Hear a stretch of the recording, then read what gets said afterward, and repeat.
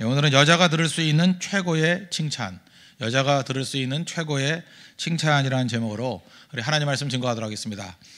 우리가 예수님을 그 신랑이라 그러고 우리 교회와 성도들을 그리스도의 신부다 이렇게 얘기를 합니다. 그 이유가 뭐냐면 신앙생활을 할 때 그 신부 같은 태도를 가지고 신앙생활을 하는 것이 중요하기 때문에 그렇다는 것입니다. 그래서 우리 기독교는 믿음생활 가운데 남성적인 강렬함도 있지만 또 아내와 같이 여성과 같이 또 이렇게 잘 신랑을 따르는 측면에서 서 있는 것이 굉장히 중요하다는 것입니다. 저는 오늘 이 말씀을 가지고 우리 선교 대원들에게 많이 말씀을 증거했습니다.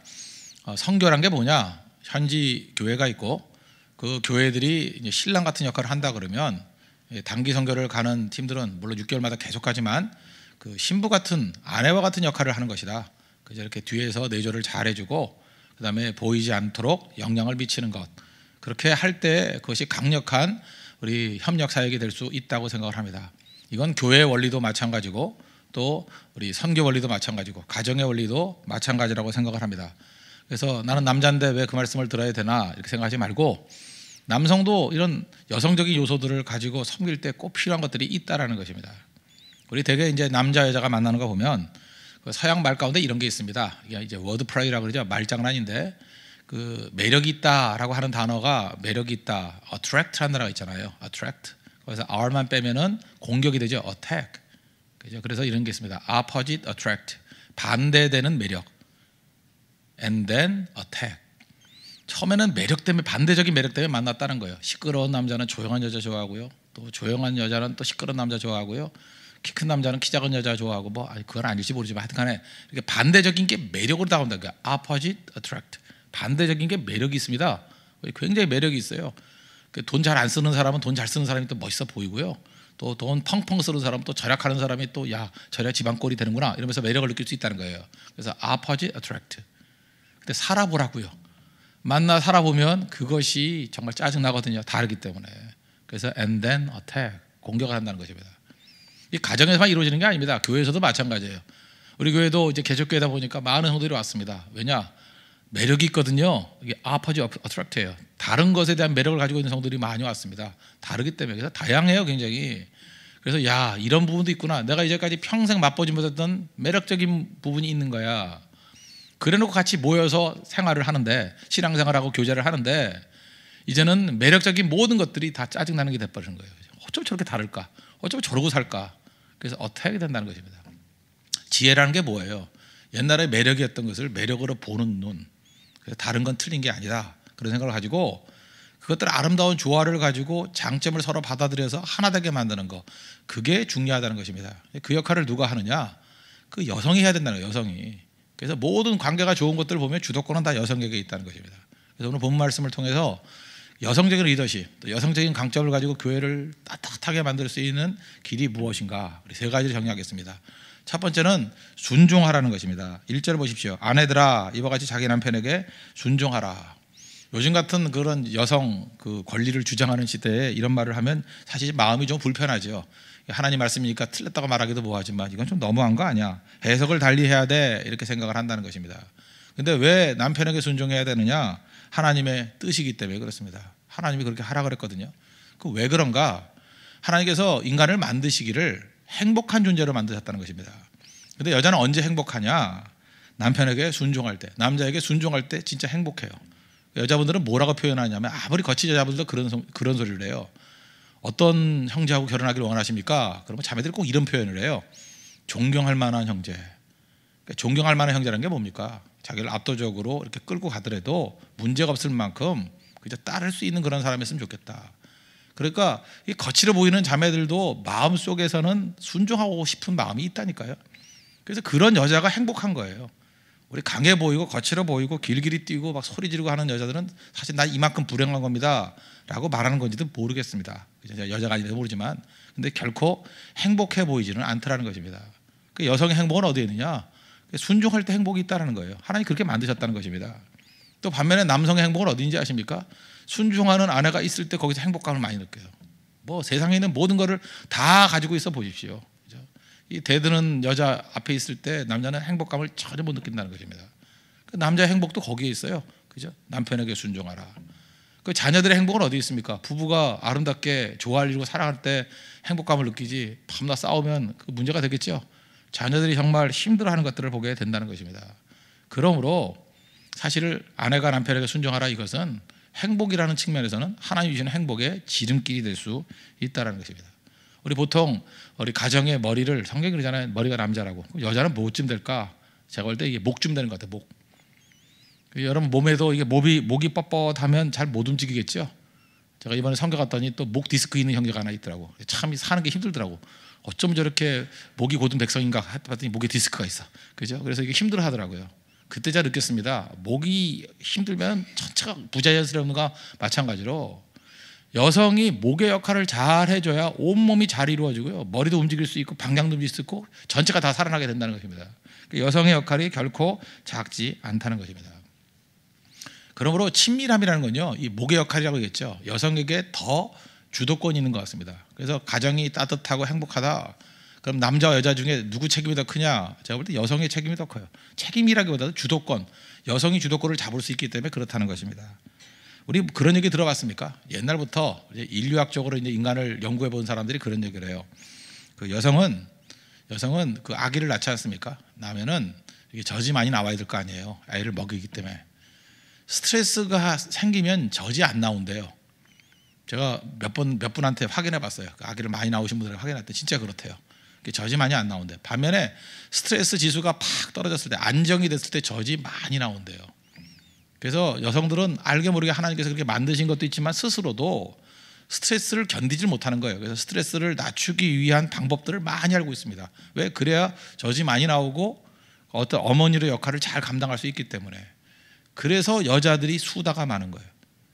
나쁘게 말하면 수다지만 좋게 말하면 스트레스 푸는 겁니다. 그죠? 말로 다 풀어요. 남자들은 스트레스를 가지고 잠자리에 들어가는 경우가 많아요. 그래서 빨리빨리 죽는데 여자들은 절대 잠자리에 안 들어가요. 다 풀고 전화로 풀고 뭐로 풀고 다 풀어요. 그래서 여자에게 비밀을 말하는 것은 자살행위죠. 그건 쓸데없는 짓이에요. 그죠? 그건 제일 어리석은 건데 왜? 여자들은 다 풀어요, 말로. 그래서 여자들이 중요한 역할을 못하는 게 장점이지 약점이에요. 스트레스는 없어요. 그러나 지도력도 발휘할 수는 없는 거죠. 하다못해 풀 게 없으면 거짓말이라도 풀어야 돼요. 막, 그죠? 그래야 이게 속이 시원해지니까. 어쨌든 하나님이 그렇게 만드셨다는 것입니다. 그래서 감정적인 부분에 있어서의 강점은 여성에게 있다. 남자는 어떠냐? 옛날부터 사냥 이런 거 많이 했잖아요. 그러면 스트레스를 풀면은 죽어요. 예전에 호랑이하고 싸워야 되고 사자를 잡아야 되는데, 야 긴장 풀자. 그러고 돌아보니까 뭐 이상한 동물이 쳐다보고 있는데 그냥 가버리는 거죠. 호랑이가 뒤에 있더라. 그러니까 남자들은 이 사냥이나 뭐 이렇게 싸움을 많이 벌여야 되기 때문에 계속해서 긴장한 상태를 유지해야 됩니다. 그러지 않으면 죽으니까. 그래서 남자들은 3일이고 4일이고 긴장 상태를 계속 유지하는 것들에 대해서 익숙해져 있다고요. 그래서 남성적인 일들을 여자에게 시키면 여자들이 못 견뎌요. 그걸 어떻게 하냐고. 그게 금방 나가 떨어져 버리고 우울증에 빠져 버리고 그래요. 그 이유가 뭐냐? 하나님이 그렇게 만드셨기 때문에 스트레스를 오래 받지 못하게 만들어놨어요. 남자는 또 스트레스 상태를 유지하게 만들었고. 그러므로 이 남자 여자가 만나면 여자가 할 일이 뭐예요? 자기 무드로 스트레스를 낮춰주는 역할을 좀 해줘야 된다고요. 그죠? 근데 만나자마자 이제 나 스트레스 낮아졌으니까 이제 네가 좀 받아봐 하고 더 때리면 집 떠나죠. 집 떠나는 거라고. 그건 도저히 못 들어가겠다. 그렇게 됐다는 거예요. 그래서 제가 여성을 차별하는 게 아니라 여성이 더 강하다는 거예요. 그죠? 화목한 가정을 이룰 수 있고 어떤 좋은 부드러운 분위기를 만들 수 있는 주도권은 언제나 여자에게 있다는 거예요. 여자가. 남자가 아무리 노력해도 안 돼요. 남자가 뭐 싫어, 먹기 싫어, 듣기 싫어 이러면 끝나는 거예요. 남자들은 그 관계를 풀 수 있는 능력이 없습니다. 그래서 모든 껄끄러운 관계의 핵심은 여성에게 있어요. 그 여자 나쁜 여자예요. 볼 것도 없어요. 그죠? 그 여자 모자른 여자예요. 여성에게 모든 주도권이 다 있다는 것입니다. 그러므로 우리가 이제 그리스도의 신부들 아닙니까? 교회에서도 먼저 믿은 성도들이 가져야 될 리더십은 여성적인 리더십입니다. 그죠? 남자를 할지라도 먼저 찾아가서 부드러운 관계를 만들 줄 알아야 되고 화해할 줄 알아야 되고 잘 모르는 사람 인사해주고 보통 이삭죽기라 그러지 않습니까? 교회에 잘 정착할 수 있도록 안내해주고 체질이 안 맞을 수 있어요. 그러나 그거 하셔야 된다는 거예요.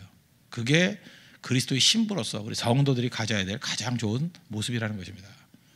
그런 의미에서 우리 그리스도 앞에 철저히 순종하는 모습을 통해서 주의 거룩한 뜻을 이룰 수 있는 믿음의 종 되기를 바랍니다. 두 번째로 아내가 해야 될 역할이 뭐냐면 돕는 자 되라. 창세기 2장 18절을 보니까 남자가 혼자 사는 것이 좋지 못하다 그렇게 말씀하고 난 다음에 내가 그를 위하여 돕는 배필을 지으리라. 근데 여성들이 사실 이 말씀에 대해서 별로 좋아하지 않아요. 돕는 배필. 이게 영어로 helper라고 되어 있는데 helper. 여러분 그 돕는다라는 것이 히브리어 하도 많이 들어서 알죠. 에젤이란 뜻이에요. 에젤. 그래서 엘리에젤 그러면 엘리에셀이죠. 엘리에셀 그러면은 하나님의 도움이란 뜻이고 또 다른 말로 하나님은 나의 도움이시다 그런 뜻이에요. 엘리에젤. 그 다음에 우리가 그리스도인의 과거, 현재, 미래 얘기했을 때 여호와께서 여기까지 우리를 도우셨다 할 때 그 원래의 뜻이 뭐예요? 도움의 돌이죠.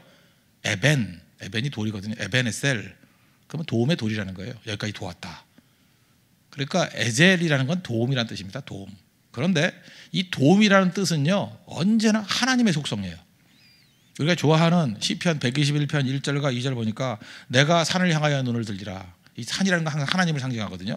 내가 산을 향하여 눈을 들리라. 하나님을 향하여 눈을 들리라. 나의 도움이 어디서 올고? 하나님과 동의어가 뭐예요? 도움. 내가 산이 뭐예요? 도움이라는 거예요. 2절 보면 명확하죠. 나의 도움은 천지를 지으신 여호와에게서로다. 그래서 도움이라는 이 내용이 하나님과 동의어예요. 하나님은 어떤 분이에요? 돕는 자예요. 돕는 자. 하나님은 도움이라고요. 시편 46편 1절을 보면은 하나님은 우리의 피난처시요 힘이시니 그 다음에 우리가 많이 노래도 부르죠. 환난 중에 만날 큰 도움이시라. 하나님은 어떤 분이에요? 환난 중에 만날 큰 도움이시래요. 하나님의 별명이 뭐예요? 도움. 그 성령도 돕는 분 아니에요? 파라클레토스 옆에서 돕는 분, 그죠? 헬퍼라는 거예요. 위로자, 컴포터, 그죠? 그 돕는 분이에요. 돕는 분. 그 돕는다는 거 하나님 속성이라는 것입니다. 그래서 여성들 기분 나쁠 거 하나도 없죠. 여자는 남자의 하나님이 돼야 된다는 거예요. 그래서 제가 누누이 말씀드리잖아요. 100점짜리 남자를 찾으면 없다니까요. 그런 사람이 어디 있어요? 그런데 항상 결혼하기 쉬운 게 뭐예요? 딱 보니까 70점짜리인데 내가 30점 도와줘서 100점 만들어야지. 왜? 나는 도움이니까. 그런 마음 먹는 사람들은 금방금방 결혼해요. 그죠? 왜? 여성성이란 건 도움이에요. 도움은 하나님적인 요소가 있기 때문에 그렇습니다. 그래서 좋은 여자는 어떤 여자냐? 도와주는 여자예요. 잘 도와주는. 나쁜 여자는 반대로 맨날 방해하는 거죠. 뭐 일 좀 하려고 그러면 뭐 못하게 하고 짜증 부리고. 그러니까 우리 성도들 그럴 수 있다는 거죠. 여성적인 리더십을 가지면 언제나 돕는 자가 돼야 돼요. 어디 가나 내가 에젤이 돼야지. 하나님의 도움이 되지. 엘리에젤이 돼야지. 내가 도움이 돼야지. 에베네셀이 돼야지. 이런 태도를 갖고 나가는 것이 중요하다는 것입니다. 그래서 여러분들 아내는 도움이다 이런 생각을 가지고 자부심 갖고 접근할 수 있는 믿음의 정도이길 바랍니다. 옛날 영화인데 그 뷰티풀 마인드라는 영화가 있습니다. 천재 수학자 존 내시라는 사람이 주인공인데 이 사람은 수학적인 천재예요. 천재인데 과대망상증에 사로잡혀 있습니다. 그래가지고 잘 못 살잖아요. 근데 중간에 다 생략하고 아내가 좋지. 아내가 잘 도와줘가지고 위대한 수학자가 되고 노벨 수학상 뭐 이런 것도 받았어요. 근데 그 마지막 순간에 이 존 내시라는 사람이 이렇게 고백을 하잖아요. 내 인생에 풀어야 될 많은 방정식이 있었는데 제일 고차원의 방정식은 사랑이었다. 근데 내 아내가 가장 고차원의 방정식인 사랑을 풀어주는 그런 조력자였다. 참 멋진 표현 아닙니까? 남자는 사랑이 뭔지 모릅니다. 여자가 가르쳐줘야 알아요. 그죠? 근데 그게 잘 가르쳐주니까 깨닫게 되었다. 그래서 교회가 여성적인 리더십을 가져야 된다는 건 뭐냐? 딴 게 아닙니다. 돕는 자 된다는 거. 얼마나 돕고 있습니까? 도와주는 사람 되십시오. 그게 하나님의 속성이고 하나님의 자녀들로서 우리가 세상 가운데 해야 될 일이고 교회에서 해야 될 가장 중요한 역할이라는 것입니다. 우리 잘 돕는 우리 믿음의 종 되기를 바랍니다. 그리고 세 번째는 위로자대라는 거예요. 여성적 세 가지를 해서 첫 번째는 여성적인 것들의 가장 중요한 게 뭐냐? 순종, 두 번째는 도움, 세 번째는 위로. 3절 4절 보십시오. 너희의 단장은 머리를 꾸미고 금을 차고 아름다운 옷을 입는 외모로 하지 말고 오직 마음에 숨은 사람을 온유하고 안정한 심령에 썩지 아니할 것으로 하라. 이는 하나님 앞에 값진 것이니라. 섬세함과 부드러움이 필요하다. 뭐 이런 거죠. 우리 보통 어떤 분이 그런 얘기를 합니다. 이제 여성분들이 갱년기란 게 뭐냐면 남자같이 되는 게 갱년기라면서요. 남성 호르몬이 막 나와가지고 남자같이 돼버리는 거. 나이 들면 진짜 무서워요. 남자같이 돼버려. 근데 연세 드신 분이 좀 그런 얘기를 해요. 친구하고 사는 것 같다고. 이유가 뭐냐? 목소리가 너무 커서 씩씩하다고. 우리도 보면 주변에 그 씩씩한 아줌마들 많이 보잖아요. 너무 씩씩해요. 군대 보내도 될 것 같아요. 씩씩해요. 근데 그 남자들 보면요, 직장에서는 직장 상관들 맨날 큰 소리 치잖아요. 남자들은 큰 소리 듣다 왔어요. 집에 들어오면 좀 조용히 했으면 좋겠는데 더 큰 소리가 나요. 그러면 들어가기가 싫다고. 그래서 이게 집에 가기 전에 그냥 스타벅스라도 한번 들어가자. 10분이나 차나 마시고 가자. 그런 마음 가요. 왜? 또 시끄러우니까 좀 차분해지려고. 그런데 거기서 또 이제 뭐 친구 만나다 보면은 또 뭐 2시간, 3시간 얘기 나누다 보면 잠깐 늦게 들어가는 거죠. 이유가 뭐냐? 큰 소리예요, 큰 소리. 큰 소리 듣는 거 듣기 싫어서 이제 조용한 소리를 듣고 싶은데 그걸 모르는 거예요. 우리 그런 얘기 많이 들어요. 남자는 자존심 덩어리라고. 자존심만 안 건들면 간이라도 빼줘요, 남자들은. 근데 제일 어리석은 게 자존심 건드는 거죠, 자존심. 자존심을 건들지 않기 위해서 필요한 게 뭘까라고 생각해 보니까 존중해 주는 건데, 존중해 주는 내용이 뭐냐 하면 제가 볼 때 말과 언어, 배려의 배려, 이 말하는 거. 그래서 이 언어가 조심해야 된다고 생각해요. 여자들은 남자보다 이렇게 언어가 더 발달돼 있습니다. 왜 그랬죠? 아까 스트레스 풀 때 뭐가 필요하다고요? 수다를 많이 떨기 때문에. 많이 하다 보니까 언어가 훨씬 더 발달돼서 남자보다 표현력도 뛰어나고. 결혼하기 전에 뭐 신혼 때 그러잖아요. 뭐 자기야 밥 먹어. 그럼 귀엽죠. 뭐 어린 여자가 그러니까 귀엽죠. 자기야 밥 먹어. 귀엽잖아요. 근데 나이가 들면은 자기야는 빠지고 밥 먹어 이렇게 된다고요. 그러면은 마음이 상하죠. 밥 먹어로도 안 하죠. 내가 강대상에게 얘기 안 할게요. 거기서 더한 말도 쓸 거예요, 그죠? 뭐 어떻게 뭐 이렇게 할 거예요, 그죠? 네. 그러면 이제 그 얘기를 듣는 순간에 밥맛도 떨어질 뿐만 아니라 정 떨어지죠, 완전히. 중요한 게 뭐냐면 시간이 가면 갈수록 그 언어 생활에 있어서 정중한 거. 그죠? 웬만하면 그래서 부부도 이렇게 존댓말 쓰는 게 좋다고 생각합니다. 옛날에 조선시대 때 양반들 존댓말 썼잖아요, 서로. 그게 필요하다. 존댓말 쓰다 보면은 서로 이렇게 함부로 공격하거나 이런 게 쉽지가 않다는 거예요. 저는 뭐 이전교회 사역할 때부터 저는 뭐 청년들 이렇게 고등학교 졸업할 때부터 이렇게 키웠기 때문에 웬만큼 나이가 뭐 35, 40이 되더라도 이렇게 반말을 써서 야야 그렇게 뭐 이렇게 얘기를 했거든요. 근데 이제 최근에 저도 이제 약간의 좀 그 애로 사항이 좀 있어요. 이거 뭐냐면 저는 뭐 변한 게 없는데 그 이제 상황이 변하지 않습니까? 상황이 변해서 어떤 사람을 딱 볼 때 잘 모르겠어요. 저는 다 좋은데 이 사람이 나한테 호의적인 생각을 갖고 있는 사람인지 아니면 나에게 대해서 적대적인 생각을 갖고 있는지 저는 모르겠어요, 잘. 그런데 이게 호의적이지 않은 사람한테 이렇게 반말을 하거나 하면 진짜 기분 상하겠죠. 그러지 않습니까? 그래서 제가 요즘에 바뀌어가지고 그냥 고등학교 졸업한 사람, 막 졸업한 사람까지 다 존댓말 써요. 그죠? 오셨습니까? 그러고. 이유가 뭐냐면 저도 사실 쉬운 건 아니에요. 근데 그게 좋은 것 같더라고요. 왜? 그래야 그 사람 마음을 태도를 모르잖아요. 이 사람이 호의적인지 적대적인지 모르니까 품을 수 있는 거. 우리가 일반 사회에서 만날 때 또 교회에서 만날 때도 잘 모르잖아요. 그죠? 이 사람이 나한테 호의적인지 적대적인지 모를 때는 정중하게 해주는 게 중요해요. 정중하게. 야자하지 말고. 특별히 남자분들은 결혼한 여자분들에 대해서는 함부로 반말을 안 하는 게 좋아요. 아무리 처녀총각 때 친했다 할지라도 그 남편이 들으면 듣기 싫거든. 그죠? 왜 남의 그 아내한테 왜 반말 쓰냐 네가 뭐 이런 생각이 있을 수 있다고요. 그래서 그것 때문에 굉장히 이게 상처 입을 수 있으니까 어쨌든 이 언어에 있어서는 정중하게 필요하다는 것입니다. 특별히 믿음 좋으신 분들, 새벽기도 나오시고 기도 오래 하시는 분들, 철야기도 때 주변 사람들을 방해할 정도로 시끄럽게 기도하시는 분들 좀 조심해야 될 게 뭐냐. 남편이 뭘 잘못하잖아요. 그러면 성경상 용어를 해가지고 사탄아 내 뒤로 물러가라 뭐 이렇게 말하는 경우가 있어요. 그러면 남편이 상처 입어요. 그죠? 이유가 뭐냐. 본인이 예수님이 아니라는 거 잊지 마십시오. 그리고 남편은 베드로가 아니에요. 함부로 그렇게 떠드는 거 아니라고요. 사탄아 내 뒤로 물러가라. 그러면 나중에 진짜 사탄돼요. 진짜 열받아가지고. 그러니까 이런 식의 표현들은 안 하는 게 좋은 것 같고, 또 어떤 여자분들은 요즘에 그 스마트폰 같은 데 이렇게 이름을 입력하는데 남편을 왼수라고 이렇게 살았다. 왼수. 누르니까 남편이야. 남편이 그거 보고 난 다음에 정말 상처 입죠. 그죠? 아무리 장난이야. 근데 그게 장난입니까 그러면? 장난이에요 그게? 그 아내한테 추녀 이렇게 써놓으면 그거 좋겠어요 그거? 뭐 못생긴 돼지 이렇게 써놓으면 좋겠어요? 그거 아니잖아요. 그러니까 이런 것도, 근데 여자들은 자기가 한 건 다 장난이래. 당하는 거는 뭐 피해봤다고 그러고 말도 안 되는 거죠. 그러니까 이런 것들을 잘해주는 게 필요하다는 거예요. 지혜로운 사람은 어떤 거냐. 예를 들어서 벽에 못을 박아야 될 일이 있다. 그러면 못 박아줘. 그러면 안 해줄 수 있잖아요. 그렇게 말하는 것보다 중요한 건 뭐냐면 그냥 웃으면서 당신 손이 필요해요. 그럼 해줄 거 아니에요. 그래서 피곤해. 하기 싫어. 그러면은 그죠? 하는 척 하라고요. 그죠? 우리 보통 여자가 어떻게 해요? 그래 내가 하고 말지 뭐. 그래 내가 네 돈 받았냐 뭐 이러면서 형광등 내가 30년 다 내가 갈았다 뭐 벽에 못은 여기 있는 거 다 내가 받았지. 그죠? 예수님 심정 알겠다 못 박히는 심정 이러면서 막 떠들고 있잖아요. 그럼 정 떨어지죠. 그죠? 그럴 때 여자들 지혜로운 게 뭔지 알아요? 내가 지혜로운 자 봤어요. 탁 박는 척하면서 아야 그러다 아야. 그리고 남편이 가만히 있어서 아야 그러는데 괜찮아 내가 해줄게. 아이고 일찍 나밖에 할 수 없어. 그게 지혜라고요.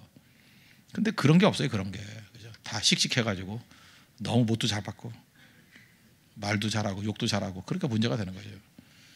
여기 6절 보니까 사라가 아브라함을 주라 칭하여 순종과 같이 사라는요 남편 아브라함을 주님 이렇게 불러요. 주님, 로드, 로드 이렇게 주님이라 불렀어요. 뭐 이렇게 부르라는 얘기 아니에요. 그죠? 물론 뭐 주시성을 가진 사람이야 주님 그러겠지만 그죠? 그 주님이라고 할 정도로 존중해줬다는 것입니다. 이게 되게 중요한 거죠. 잊지 마십시오.